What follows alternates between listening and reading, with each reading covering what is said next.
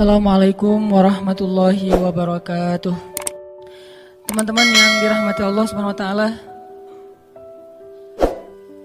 puji syukur kepada Allah untuk nikmat bisa duduk di dalam rumah Allah Subhanahu wa taala. Kita nongkrong sejenak di tempat terbaik, tongkrongan yang insya Allah akan dihitung oleh Allah Subhanahu wa taala seperti orang yang ribat atau orang yang berjihad. Tongkrongan yang kita lakukan antara satu waktu sholat dengan waktu sholat yang lain. Tongkrongan yang kita lakukan di tempat terbaik di muka bumi, yaitu rumah Allah. Tongkrongan yang kita lakukan di dalam sebuah aktivitas yang paling baik, yaitu mencari ilmu. Dan insya Allah tongkrongan ini menjadi salah satu tongkrongan yang dikenal dengan taman-taman surga yang ada di muka bumi. Taman surga di langit banyak, tapi taman surga di bumi cuma beberapa. Salah satunya adalah tongkrongan ilmu, atau yang dalam bahasa pesantren disebut majelis ilmu. Majelis, bahasa kita anak nongkrong, nongkrong.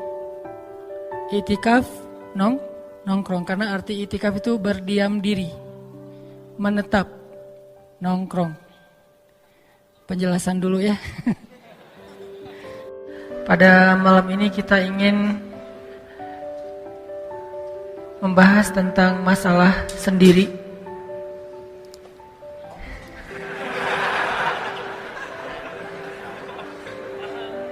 Sebetulnya saya agak berat hati membahas ini.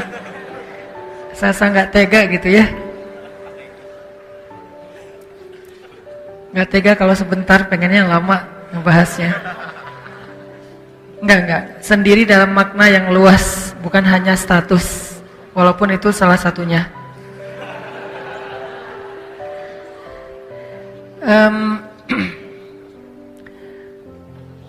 Kadang kita pernah ngerasa kayak berat ketika kita lagi sendiri, yang biasanya heboh bareng dengan geng, bareng dengan teman-teman, tiba-tiba karena satu dan lain hal, akhirnya teman-teman menjauh dari kita. Mungkin kita salah ngomong, mungkin kita salah sikap, mungkin kita terbawa emosi, mungkin kita gak suka dengan komen teman kita di grup. Akhirnya kita kayak menjauh atau dijauhin sama geng kita, sama teman kita. Mulailah merasakan kesendirian. Atau kadang-kadang kita merasa sendiri itu di antara orang ramai karena dianggap mungkin cuma kita doang yang idealis. Yang lain terlalu realistis. Dalam pekerjaan misalnya. Yang teman-teman kita ngikutin aja flow atau budaya di kantor kita yang sebetulnya menurut kita nggak nyaman, nggak tenang gitu. Kayak misalnya banyak hal-hal yang nggak sesuai dengan agama, nggak sesuai dengan tuntunan Allah, dan bahkan dalam aturan negara juga itu sebetulnya melanggar. Tapi karena udah terbiasa kayak gitu, jadilah culture ya, jadilah habit. Nah, di antara satu kantor, cuman kita doang yang mungkin masih bertahan, nggak mau ikut-ikutan. Mulailah merasakan kesendirian di antara banyak orang. Atau justru kesendirian itu muncul setelah kita udah punya keluarga. Ketika istri lagi ngambek, nggak mau ngajak ngomong sama sekali. Ketika istri lagi ngambek, kita harus tidur di sofa. Ketika istri lagi ngambek, kita harus itikaf di masjid. Nih curiga buat yang rajin itikaf nih, kenapa? Karena Nabi pernah itikaf di masjid beberapa malam gara-gara merasa tidak nyaman dengan sikap istri-istri beliau yang waktu itu pada cemburu. Saking lamanya Nabi tidak pulang ke rumah, istri-istri Nabi merasa khawatir jangan-jangan kita udah dicerai sama Nabi. Lalu mereka mengutus Abu Bakar As-Siddiq, "Ya Abu Bakar, tolong tanyakan kepada Nabi, apakah Nabi sudah menceraikan kami?" Lalu Abu Bakar datang untuk bertanya kepada Nabi, Nabi diam, nggak menjawab. Abu Bakar juga nggak enak, takut ngeganggu Nabi, pulang aja. Terus ngutus Umar bin Khattab, bapaknya Hafsah. Umar datang nanya ke Nabi, ya Rasulullah, mereka nanya apakah Rasulullah menceraikan mereka. Nabi diam. Akhirnya Umar balik lagi ke rumah istri-istri Nabi, mengatakan tidak ada jawaban dari Rasul. Makin khawatir istri Nabi, jangan-jangan benar kita udah diceraikan. Ya Umar, tolong tanya lagi sekali lagi kepada Rasulullah, siapa tahu Rasulullah mau menjawab. Nabi datang lagi nanya, Umar datang lagi bertanya kepada Nabi, duduk di sebelah Nabi, ya Rasulullah, mereka khawatir, benar enggak Rasul sudah menceraikan mereka? Nabi menjawab, enggak wahai Umar, dengan wajah sedih. Enggak wahai Umar. Tapi kata-kata enggak ini kan berita gembira ya, sehingga Umar langsung takbir, Allahu Akbar. Nah, suara takbir Umar terdengar ke rumah istri-istri Nabi dan mereka langsung paham, oh berarti enggak gitu. Jadi takbir salah satu ekspresi kebahagiaan Umar bin Khattab radhiyallahu an. Intinya kadang kita udah punya pasangan masih merasa sendiri. Walaupun enggak lama sih, enggak sampai bertahun-tahun juga, beda sama yang masih sendiri beneran ya. Cuman itu lebih sakit teman-teman. Kalau sendiri beneran kita sendiri, ya emang gitu. Ya mau gimana lagi kan? Dan gak ada yang bisa kita salahin. Tapi kalau udah punya pasangan, dicuekin, kita ngomong gak diwaro, terus kita udah jungkir balik lucu-lucuan, udah jadi badut-badutan depan dia gak ketawa, dia gak senyum. Wah, berarti kita dosa besar nih. Kesalahan kita fatal banget, sampai udah jadi badut dia nggak ketawa, yang ketawa malah anak kita gitu ya. Emaknya biasa aja. Dan itu yang emang nggak enak sih, di dalam satu rumah bareng tapi nggak ngomong. Nggak usah seharian, sejam aja nggak enak. Apalagi seharian, 2 hari, 3 hari, walaupun idealnya sih maksimal 3 hari ya. Tapi dan 3 hari ini batas maksimal. Terus minimal tergantung tingkat kesolehan. Makin soleh, makin cepat lerainya. Makin soleh, makin cepat islahnya. Makin soleh, makin cepat damainya. Maksimal mentok-mentoknya jangan ngelanggar lebih dari 3 hari. Tapi kalau bisa lebih cepat, berapa lama Ustadz? Ya tergantung tingkat kesolehan. Ada orang yang cuma butuh waktu beberapa menit, beres damai. Ada orang yang butuh sejam 2 jam, damai. Ada yang tunggu sampai mentok. Kan belum 3 hari Ustadz. Ini tingkatan batas maksimal. Kalau udah lebih dari itu, la yahil. Tidak dibolehkan dalam agama. Intinya, kita seringlah banyak alasan, banyak kasus yang kita ngerasain kayak sendiri gitu. Terus kita pernah kangen dengan seseorang karena udah lama gak ketemu. Pernah katanya. Kayak LDRan gitu ya. Atau mungkin kalau sekarang enak. Beda dengan zaman saya waktu masih di Kairo dulu, kan belum ada smartphone, belum ada Android, belum ada medsos yang secanggih sekarang. Dulu masih kirim surat. Saya tahun pertama tuh masih pakai surat ke mama, maksudnya ke ibu saya. Jangan curiga dulu. Salah satunya. Masih pakai surat dulu teh. Surat sama telepon rumah. Jadi belum ada handphone. Kalau ada satu yang punya handphone tuh pengusaha sukses banget. Itu juga handphonenya handphone yang bisa ngelempar anjing terus lari segede gambreng gitu kan ya. Nah, itu masa-masa itu kan orang ngerasa kayak kalau pergi jauh ya jauh beneran ya. Beda dengan sekarang kan, sebentar-bentar telepon, WhatsApp call kayak gitu, video call Malah kalau sama geng bisa teleconference. Wah, gampang lah sekarang. Kalau dulu kalau pergi merantau, ya merantau. Nggak ngelihat wajahnya, nggak ngedengerin suaranya, dan jarang dapat surat. Sekali dapat surat itu kayaknya kayak apa gitu. Kamu ada surat tuh, wah heboh gitu kan ya. Baca surat, terus dimukai dengan Assalamualaikum, terus berpantun dulu segala macam. Ala-ala tahun 90-an lah. Nggak ngerasain ya? Beda generasi. Jadi benar-benar ngerasa sendiri. Ini ada yang unik nih. Rasulullah SAW pernah merasakan sendiri, pernah merasakan kangen, bukan dengan manusia, kangennya kepada malaikat. Coba lihat tingkat keimanannya. Kangennya kepada Jibril alaihissalam.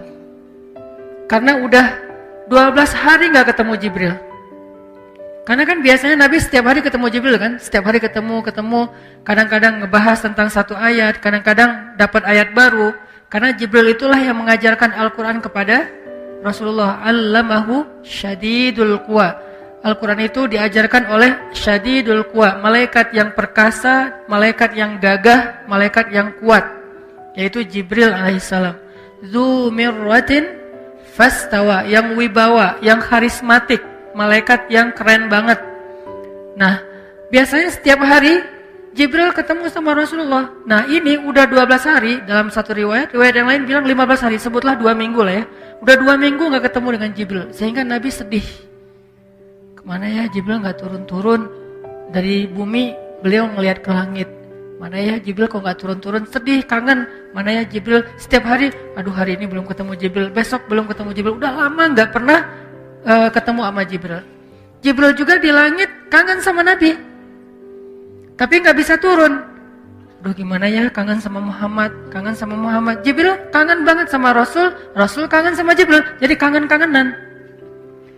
Siapa antara Nabi dengan malaikat saking solehnya? Kalau kita pernah gak kangen dengan ulama, kangen dengan seorang guru, kangen dengan seorang ustadz, kangen dengan orang yang menghijrahkan kita. Ini adalah salah satu rasa rindu yang insya Allah berpahala di sisi Allah. Yang pastinya kita kangen kepada Rasulullah SAW. Nah, Nabi kangennya dengan Jibril. Kenapa gak turun wahyu? Ini salah satu skenario Allah untuk ngasih Nabi banyak kebaikan, banyak hikmah. Yang jelas gak turun wahyu aja sekitar 2 minggu. Sampai-sampai bukan cuma Nabi merasa kesepian, merasa kayak kangen gitu sama Jibril, ngerasa kayak nelangsa gitu, ngerasa kayak gimana nih gitu. Ditambah lagi Nabi dibully sama orang-orang kafir Quraisy. Nabi dibully di medsosnya orang-orang kafir Quraisy. Mereka pada pakai hashtag Muhammad ditinggalkan oleh setannya. Sampai gitu ngomongnya. Bukan ditinggalkan oleh Jibrilnya, tapi ditinggalkan oleh setannya. Mereka menganggap Jibril seperti setan. Siapa yang ngomong kayak gitu? Yang ngomong kayak gitu tuh istrinya Abu Lahab. Istrinya Abu Lahab ini haters banget lah buat Nabi dari dulu juga. Sama dengan suaminya, ini berdua pasangan kayak kompak banget gitu. Istiqomah lagi sampai akhir hayat. Benci sama Nabi. Apapun yang Nabi bikin jelek di mata mereka. Dicari-cari kesalahan Nabi. Ketika Nabi lagi kemana, teman-teman cuma imajinasikan ya, gimana terganggunya Nabi sama 2 orang ini. Terganggu banget teman-teman. Jadi belum subuh, 2 orang ini udah di depan pintu rumah Nabi nungguin. Begitu Nabi keluar dari rumah, diikutin. Diikutinnya bukan mau ngelindungin kayak Abu Bakar, kayak Umar, kayak yang lain-lain kan ngelindungin Nabi ya. Kalau ini bukan, pengen ngerecokin Nabi. Kalau Nabi baru ngomong, gak usah percaya, dia tukang sihir, udah pergi aja, gitu coba. Dan orang percaya sama Abu Lahab karena dianggap Abu Lahab ini pamannya Rasul sendiri. Pamannya aja ngomong kayak gitu, jadi gak usah percaya. Jadi kemana Nabi pergi, Abu Lahab ngekor gitu. Terus Nabi berdiri, dia berdiri. Nabi duduk, dia duduk. Nungguin terus. Ini nggak elegan banget cara mengganggunya.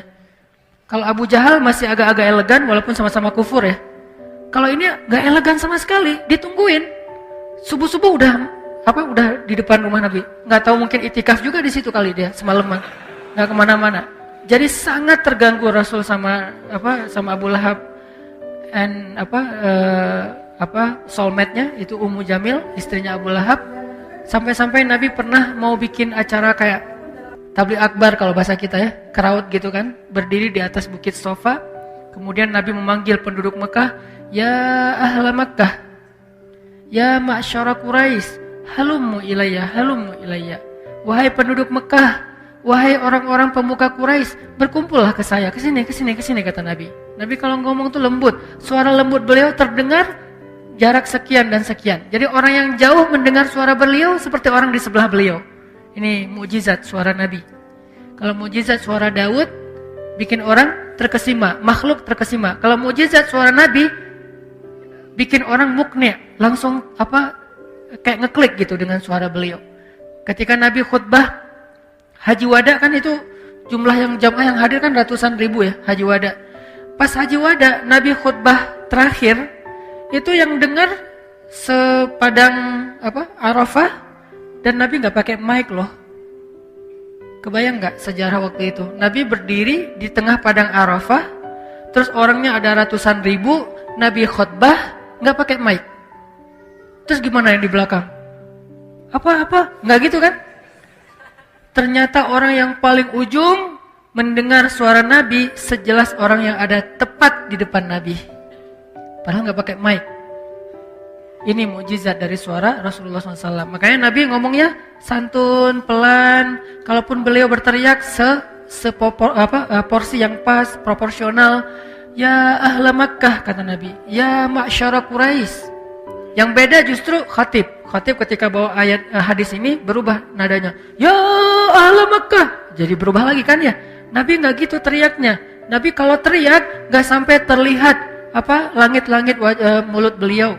Ketika beliau mengangkat dagunya, gak sampai terlihat leher beliau terlalu lebar. Sangat ideal. Jadi gak sampai kehilangan izzah. Kehormatan beliau itu gak kehilang gara-gara beliau teriak. Kalau kita kan kadang-kadang kalau teriak sampai wajahnya merah gitu kan ya. Kalau Nabi gak sampai mau wajahnya merah. Ya ahla Makkah, ya ma'syara Quraisy, halummu ilayya. Wahai penduduk Mekah, wahai orang-orang pemuka Quraisy, kesini berkumpullah di dekat saya. Pada datang semuanya karena sayang sama Muhammad. Buat mereka sosok Rasulullah Muhammad itu adalah kesayangan penduduk Mekah. Muhammad sebelum beliau Islam adalah pemuda sebelum beliau dapat wahyu maksudnya adalah pemuda kesayangan penduduk Mekah. Sehingga ketika beliau memanggil mereka semuanya pada datang. Nabi mengatakan, ya ahla Makkah, ya ma'syara Quraisy, kalau saya bilang di balik bukit ini ada pasukan yang mau menyerang kota Makkah, kalian percaya nggak sama saya? Kata mereka, kami tidak pernah mendengar dusta darimu Muhammad. Kami percaya engkau al-amin. Percaya kan teman-teman? Percaya. Semuanya udah bilang percaya. Setelah mereka declare percaya, baru Nabi bilang, ya ma'syara Quraisy, ya ahla Makkah, kenapa kalian menyembah sesuatu yang tidak bisa memberi kalian manfaat, tidak bisa juga memberi kalian mudarat? Kenapa kalian menyembah sesuatu yang tidak bisa berbicara, tidak bisa melihat, tidak mendengar? Sedangkan kalian mengabaikan Allah. Wahai penduduk Mekah, aku ingin menyampaikan kepada kalian kebenaran. Bersaksilah, tiada ilah yang patut disembah selain Allah, dan aku adalah utusan Allah. Mereka mulai kaget. Kaget apa? Belum pernah mereka mendengar berita ini dari orang-orang sebelumnya. Karena jarak antara mereka dengan zamannya Ismail udah jauh. Jadi udah gak ada lagi orang yang ngomong tentang kebenaran tauhid pada masa itu. Jadi kayak heran gitu, ini ucapan apa ya? Di satu sisi benar, di sisi lain tapi kok nggak pernah dengar ya. Nah gitu tuh, agak bingung kan, benar tapi nggak pernah dengar. Jadi kayak polemik antara logika mereka yang benar tapi culture-nya, loh kok yang lain nggak ngomong gini, kok cuma Muhammad doang ngomong gini. Jadi kayak mereka kediem gitu. Benar juga sih tapi gimana ya, benar juga sih tapi gimana. Lagi kondisi kayak gitu, tiba-tiba Abu Lahab ngomong. Ini nih bahayanya Abu Lahab nih. Dia langsung mengatakan, tabban, celaka kamu Muhammad, dasar kamu, dari kecil udah saya didik kamu, kenapa kamu mengecewakan saya? Celaka kamu Muhammad, celaka kamu Muhammad, gara-gara ini kamu kumpulkan kami, dan seterusnya. Dia habis-habisan sampai wajahnya merah, sampai dia kayak punya tim buzzer gitu kan. Jadi tim buzzernya juga ikut ngomong belakang dia, jadi ya viral aja di antara yang lain-lain. Mulai datang desas-desus ke satu orang, ke orang lain, ke satu pemuka kaum, ke yang lainnya. Akhirnya pada bubar aja gara-gara Abu Lahab. Nabi cuman ngelihat ke bawah aja, kayak sedih gitu. Nabi nggak membalas dengan ucapan yang sama seperti Abu Lahab. Allah yang membalas. Tabbat yada abi lahabi wa tabba. Bukan Nabi yang ngomong, Allah. Dan Allah lebih berhak untuk bicara itu. Allah berhak untuk mengatakan tabban untuk hambanya, karena Allah maha tahu isi hati hambanya. Jadi kalau Nabi enggak, Allah yang ngomong gitu. Dan karena ini ayat, Nabi harus ngomong kan, harus baca. Nabi pun membacakan ayat itu dengan nada yang beliau sedih sampai turun ayat itu untuk Abu Lahab. Sedih banget. Karena beliau berharap Abu Lahab dapat hidayah. Tapi turun ayat tabban, berarti udah gak akan dapat hidayah. Celaka sudah. Dibaca oleh Nabi ayat ini, Abu Lahab makin menggila. Kata orang-orang, kalau Abu Lahab itu pintar, harusnya Abu Lahab pura-pura beriman. Karena apa? Kalau Abu Lahab mengaku beriman, berarti ayat itu keliru. katanya dikutuk, katanya celaka, katanya tertutup hatinya. Kok beriman? Berarti Muhammad bohong dong. Kalau Abu Lahab pintar. Tapi itulah, Allah sudah menutup hatinya, pikirannya, summum bukmun umyun, sehingga dia tidak bisa berstrategi. Udah aja dia pergi marah-marah sendiri, gak jelas. Nah, ini artinya, udahlah Nabi, udah 2 minggu gak ketemu Jibril, gak dapat wahyu, Nabi kayak sedih gitu, sepi gitu, gak ada Jibril dalam hari-harinya. Nabi sedih, tiba-tiba datang Ummu Jamil ngeledekin. Datang orang-orang kafir Quraisy ngeledekin, Muhammad sekarang rasain tuh ditinggalin sendiri, makanya jangan sok suci apa segala macam. Mulailah Nabi merasa sedih, merasa sendiri. Lalu turun ayat, ketika waktu itu Jibril meletakkan jidatnya di atas Ka'bah. Turun Jibril setelah 2 minggu, meletakkan jidatnya di atas Ka'bah. Sebagian ulama mengatakan itu salah satu ayat yang Jibril mendatangkannya dalam wujud asli. Sebagian ulama bilang gitu. Karena sedikit sekali ada ayat Al-Quran yang Jibril membawanya sebagai wujud asli. Ini salah satu ayat yang Jibril membawanya dengan wujud asli. Jibril langsung turun, meletakkan dagunya di atas Ka'bah seperti orang yang meletakkan jidatnya di atas Ka'bah seperti orang yang sujud. Lalu dan yang ngelihat Jibril itu kan cuma Rasulullah ya. Dari kejauhan Rasulullah ngelihat, itu seperti sayap Jibril yang pernah aku lihat di wahyu pertama. Lah, itu Jibril beneran lagi sujud di atas Ka'bah. Dari kejauhan benderangnya cahaya Jibril terlihat oleh Rasulullah SAW. Rasulullah langsung nyamperin. Kemudian ketika Rasulullah sampai di depan Ka'bah, Jibril melihat ke arah Rasulullah dengan tersenyum. Jibril melihat ke Rasulullah dengan tersenyum. Jadi kayak mereka lagi kangen banget ketemu gitu. Tapi dalam makna yang positif ya. Lagi kangen banget ketemu, kayak kita lagi kangen banget dengan guru kita, kangen banget dengan orang soleh, kangen banget dengan ulama, tiba-tiba ketemu tuh gimana rasanya tuh? Kayak mau cium tangan, mau peluk, mau dapat berkah, mau didoain, mau dinasehatin, pokoknya duduk aja dengerin sebanyak mungkin. Kan ada ulama yang auranya tuh emang aura orang ahli zikir ya. Sehingga kalau kita ketemu tuh kayak hilang semua nafsu kita gitu. Tiba-tiba jadi orang kayak gak punya nafsu, udah gak berminat dengan dosa sama sekali, tiba-tiba jadi kayak malaikat. Pernah gak ngerasain kayak gitu? Ketemu seorang ulama yang auranya tuh kayak aura zikir banget, cahaya wajahnya bukan karena dia putih, bisa jadi dia gak terlalu putih tapi emang punya aura, terus pas kita ketemu jadi udah gak ingat dosa sama sekali, atau jadi malu, banyak dosa soalnya. Ini kebayang gak gimana ketemu Jibril? Aura orang soleh aja bisa bikin kita tenang, apalagi aura malaikat. Nabi senang banget, jadi wajar Nabi kangen Jibril itu wajar banget. Emang Jibril keren banget, jadi pasti kangen. Pas sudah ketemu Jibril tersenyum ke arah Rasulullah, Rasulullah tersenyum ke arah Jibril. Kemudian Rasulullah bertanya, Jibril kemana aja, kata Rasul. Kalau bahasa kita, Jibril kemana aja, kangen tahu, kata Rasul. Seolah-olah gitu kan ya, saya kangen kepada kamu Jibril, kemana aja. Sebagian riwayat mengatakan adegan ini terjadi di dalam surat Maryam ketika Allah berfirman, Jibril menjawab. Jadi jawaban Jibril itu adalah wahyu dari Allah. Jawabannya apa? Wa ma natanazzalu illa bi amri rabbik. Muhammad, saya juga kangen. Tapi kami malaikat tidak turun kecuali sesuai perintah Allah. Jadi artinya Jibril kangen sama Nabi, kangen banget. Nabi kangen sama Jibril, kangen. Dua-duanya saling kangen. Yang satu kangen yang di langit kangen yang di bumi. Tapi nggak bisa ketemu, kenapa? Wa ma natanazzalu illa bi amri rabbik. Karena tidak diperintahkan oleh Allah untuk ketemu. Akhirnya Jibril membacakan ayat Bismillahirrahmanirrahim. Nabi langsung dengerin. Karena wa idza quri'al Qur'an fastami'u lahu wa ansitu. Terus Nabi dengerin Bismillahirrahmanirrahim. Wadduha wal laili idza saja ma wadda'aka rabbuka wa ma qala. Ini intinya nih. Ma wadda'aka rabbuka wa ma qala. Ayat sebelum dan sesudahnya menjelaskan ayat ini. Jadi inti dari surat Ad-Duha itu adalah ayat ketiga. Ma wadda'aka rabbuka wa ma qala.